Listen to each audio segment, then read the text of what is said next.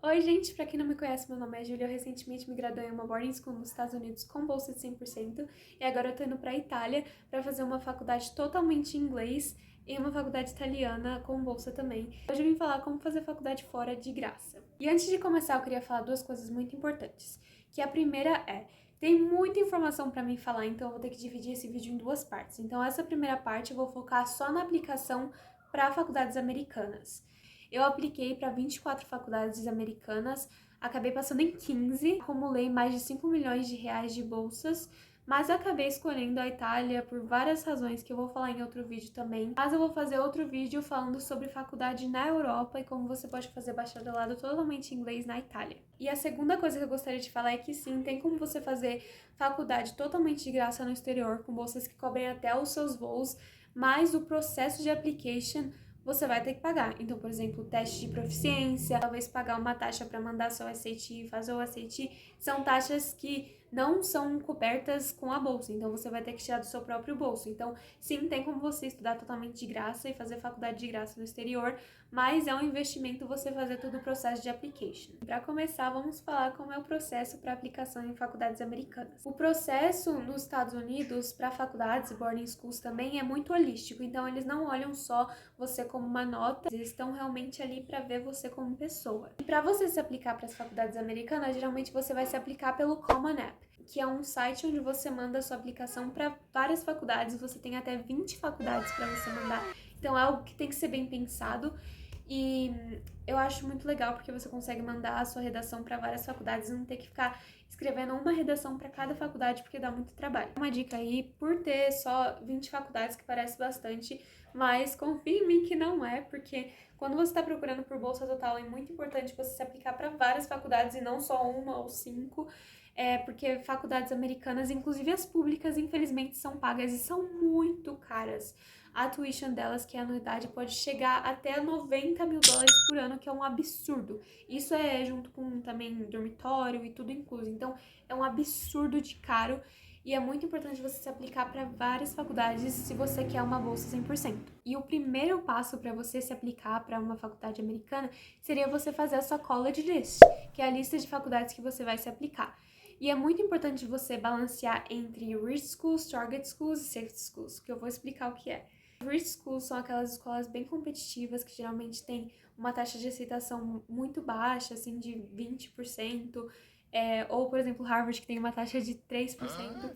E são faculdades realmente muito competitivas que não é impossível de você entrar, mas é muito difícil de você entrar. Então você vai colocar essas faculdades como as rich schools, que são aquelas escolas que são tipo as suas dream schools, faculdades dos sonhos que você quer entrar. Depois também tem as target schools, que são aquelas faculdades que têm uma taxa de aceitação aí entre 30% e 60%. São faculdades um pouco mais fáceis de entrar, ainda são muito competitivas, mas elas são mais realistas de você entrar. E por fim, a gente também tem as safe schools, que são faculdades com taxa de aceitação mais de 60%, são faculdades relativamente mais fáceis de entrar. Então é muito importante você balancear isso e não cometa o mesmo erro que eu cometi de se aplicar só para faculdades ferradas e você acabar não passando nelas, porque realmente a competitividade é muito difícil, principalmente para quem está procurando por bolsa de 100%. E, Júlia, eu já sei que eu preciso fazer uma college list agora bem balanceada. E agora qual é o próximo passo? Então, o próximo passo seria você criar uma conta no Common App e lá vão ter vários dados que você vai precisar mandar e várias documentações. Tem os dados básicos sobre educação e assim, coisas mais pessoais que eu não vou entrar muito em detalhe porque não tem muita necessidade, mas vocês vão ver lá e você preenche todos os seus dados pessoais no Common App. Além disso, você também vai precisar mandar todas as suas atividades extracurriculares desde o nono ano. Então, tudo que você fez fora da sala de aula, desde o nono ano até o terceiro ano do ensino médio, é contabilizado e eles te dão até 10 atividades extracurriculares que você pode colocar. Você precisa colocar todas as 10? Não, não tem necessidade de você colocar todas as 10. Se você tiver 5 extracurriculares bem descritas, tá ótimo. Eles não estão procurando por quantidade, mas sim qualidade. E no Common App eles vão pedir para você colocar o nome da extracurricular, se eu não me engano, também o tipo que a extracurricular é. Então, por exemplo, você colocou dança, e aí você põe o tipo esporte, depois você precisa colocar também a posição. Por exemplo, se você era capitão do time de dança, ou se você era só um membro, você lá que essa era a sua posição. E depois também eles te dão, eu não sei quantos caracteres, eu esqueci, mas eles te dão alguns caracteres para você descrever essa extracurricular. Então, você, de maneira bem breve, você descreve o que você fazia nessa extracurricular. Além disso, eles também pedem quantas horas por semana você praticou essa extracurricular e quantas semanas por ano você fez. E isso não precisa estar certinho, você põe mais uma estimativa, eles não vão pedir um comprovante que você fez realmente todas aquelas semanas ou todas aquelas horas. É claro que, assim, não mintam, porque você vai se dar muito mal, mas você põe realmente uma estimativa ali de quanto tempo você fez essa extracurricular. Além dos extracurriculares, eles também vão pedir prêmios acadêmicos e conquistas que você teve ao longo do seu ensino médio. Então, assim, sempre lembrem que é sempre desde o nono ano. E eles te dão um máximo de 5 prêmios para você colocar. De novo, igual aos extracurriculares, você não precisa colocar os 5, mas coloque aí os mais relevantes para você e você descreve eles também brevemente, coloca o nome deles e eu acho que você precisa colocar se eles eram a nível de escola, regional, nacional ou internacional. Outra parte também muito importante é a sua personal statement, que é a sua redação principal que você vai mandar para todas as faculdades. Essa redação tem 650 palavras e eles te dão diversos prompts, que são ideias de redação. Vou colocar aqui quais são desse ano, mas geralmente não muda. E você escolhe o que tem mais a ver com você e escreve uma redação em cima disso. Essa redação ela é muito pessoal, ela não tem nada a ver com as redações que a gente escreve no português ou aquelas redações que a gente escreve no Enem. É uma redação realmente muito pessoal, eles querem saber quem é você e você escreve em primeira pessoa. Algumas faculdades também vão pedir algumas short answers, que são outras redações mais curtas para aquela faculdade em específico. Então, por exemplo, tem algumas faculdades que podem perguntar why us, e falar sobre o porquê você quer se aplicar para aquela faculdade em específico.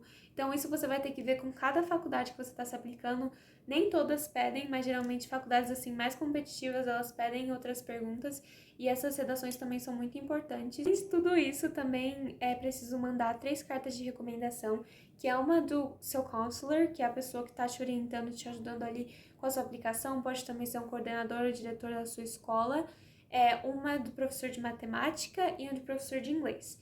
E essas recomendações você vai colocar o e-mail do seu professor e o nome dele e colocar para mandar, e o próprio Common App vai mandar um e-mail para o seu professor. Então, essas cartas são confidenciais, você não tem que ter acesso a elas, é entre o professor e o Common App, e eles vão mandar no próprio e-mail do professor, assim quando você colocar o e-mail de quem vai te recomendar. Coisa também que geralmente a sua própria escola manda são suas notas desde o nono ano até o terceiro ano do ensino médio. As suas notas não são o principal meio de avaliação, mas são sim muito importantes, porque principalmente para quem está procurando por bolsas de mérito, bolsa Fulbright, eles vão olhar assim para suas notas, para o seu GPA que eles chamam, que é o seu Grade Point Average, que é a média que você teve durante o seu ensino médio.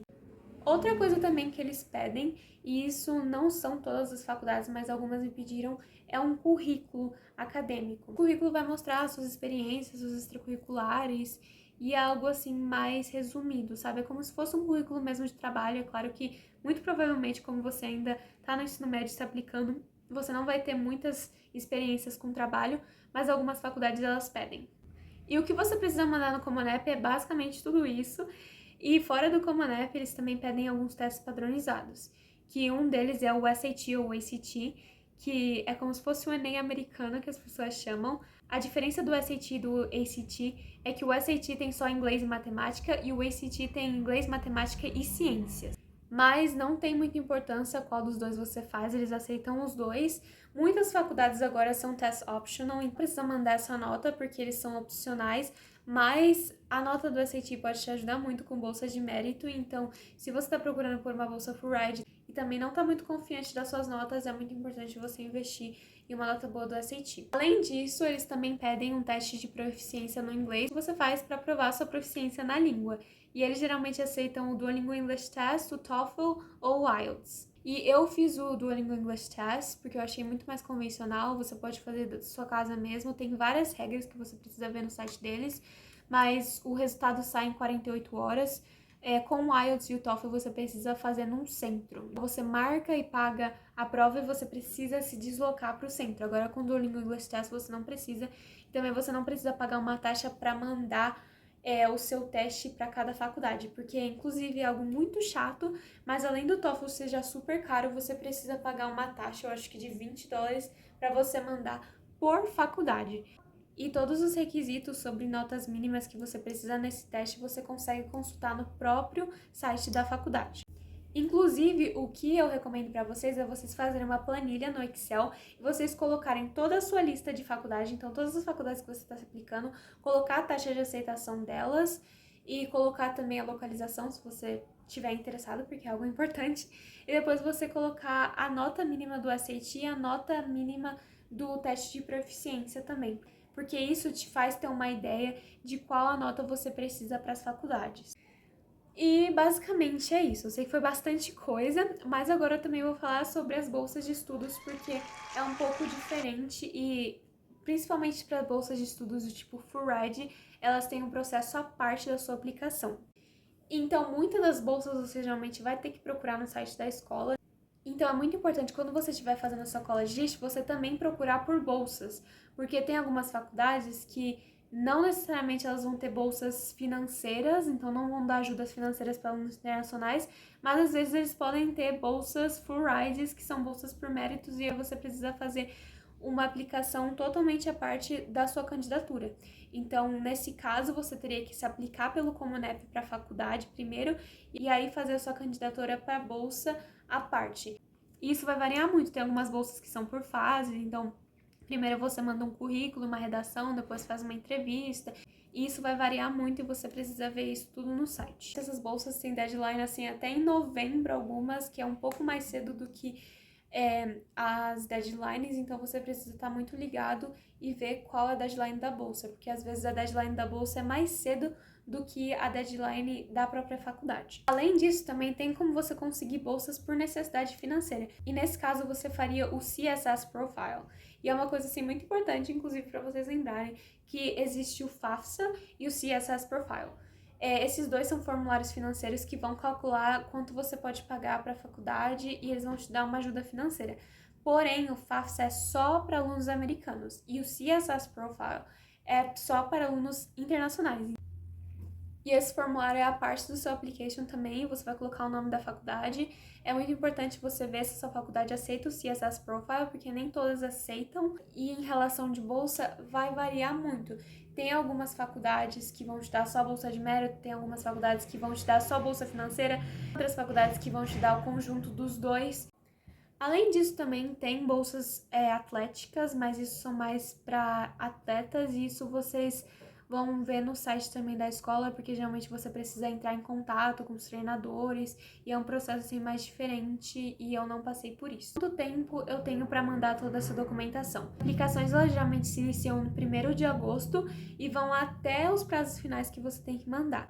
E aí isso vai variar muito de faculdade para faculdade. Mas enfim, gente, eu sei que eu falei muito e foram muitas informações, tem muitas outras coisas também para falar. Inclusive no próximo vídeo eu vou falar sobre faculdades especificamente na Europa. Mas assim, o processo parece muito mais complexo do que realmente é. Realmente é um processo longo, mas assim, eu acho que é muito mais justo do que o que a gente tem aqui no Brasil. Mas enfim, eu espero que vocês tenham gostado. Se vocês gostarem, deixe o seu like. Não se esqueça de se inscrever no canal, também me sigam lá na rede vizinha e até o próximo vídeo.